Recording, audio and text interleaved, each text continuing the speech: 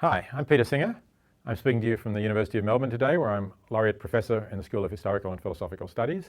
I'm also Professor of Bioethics at Princeton University.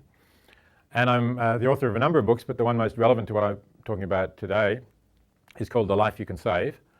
And I'm currently working on another book about effective altruism that's going to be called Doing the Most Good. Let's start by asking, what is effective altruism? It's both a philosophy and an emerging movement. The philosophy is that we should use our lives, or at least a part of our lives, to do the most good that we can in the world. And the emerging movement is a number of people who are committed to that and who are using evidence and reasoning to try to work out what is the best way to do the most good in the world. So obviously, one way in which we can do good in the world is by using any resources that we have beyond what we need to survive, and perhaps a little bit more than survive. I think we're all entitled to a certain level of comfort and pursuing our own projects to some degree. But beyond that, to using our time and resources to do the most good that we can in the world. For example, by donating money, which is an important resource, or time, to charities that are most effective in taking that donation and using it to achieve the most good. So how do we know which charities will achieve the most good? There is a vast number of charities out there, all happy to take your donation. Fortunately, there are now organisations that are rigorously scrutinising charities to see where they'll do the most good. In particular, I recommend looking at GiveWell, givewell.org, and their evaluations of charities that are helping the global poor. Now, it's not an accident that GiveWell is focused on charities that are helping the global poor. They didn't start out by saying, that's where we're going to look. They started out also comparing other charities, for example, charities helping the poor in the United States, where the GiveWell people are based. Charities looking at helping schools in the United States, for instance. But they quite quickly decided that in terms of getting the most value for your dollar, the charities working within the United States could not compete with the charities working in developing countries to help the global poor there. That's because, although there certainly is poverty in America, it's really a different kind of thing from poverty in developing countries. According to the World Bank, there's more than 1 billion people living on less than $1.25 a day. Let's say less than $500 a year. In the United States, you really can't live on that. And just if you get food stamps, that already is going to add up to more than $500 a year. Never mind the fact that you may be able to get some kind of social security, you may be entitled to some public housing, you can also get some basic medical care if you're extremely poor, which the poor in developing countries can't get. So poverty in America for a family of 4 means that you're on something like $20,000, $23,000 a year. Poverty in the developing countries means you're on, as I said, maybe $500 a year.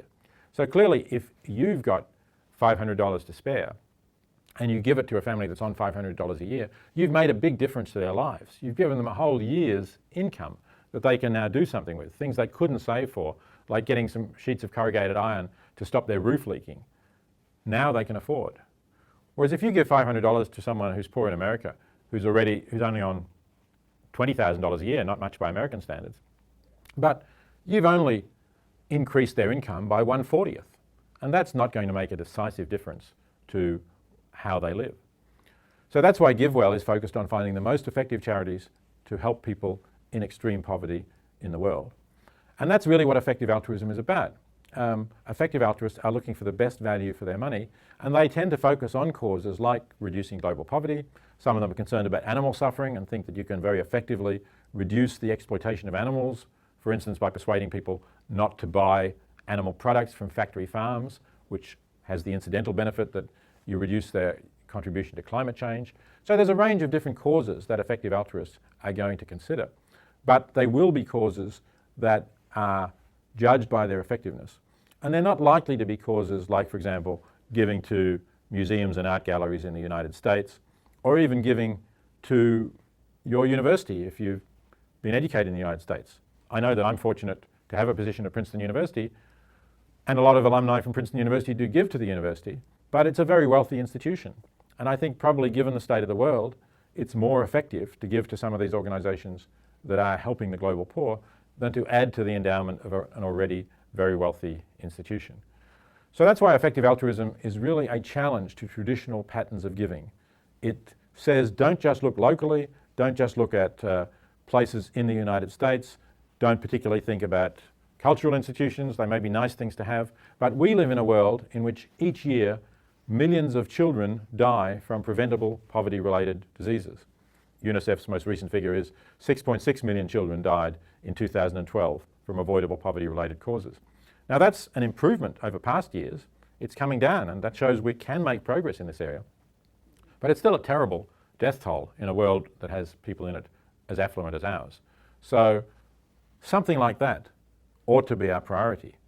Once we've dealt with those really emergency type problems that we have in the world, once we don't have so many children dying in poverty, once we don't have people who are blind because they can't afford to get simple forms of surgery or treatment that would restore their sight, then I think it will be fine to go back to giving to art museums and galleries and elite universities. But at the moment, effective altruism says, let's go where we're getting the biggest result for each dollar we're giving, and that's almost certainly going to be donating outside the affluent nations. Thanks very much for listening. If you want to follow up this further, do take a look at the website of the organisation I mentioned, thelifeyoucansave.org, or at givewell.org. They will give you more information about what you can do as an effective altruist. Thanks.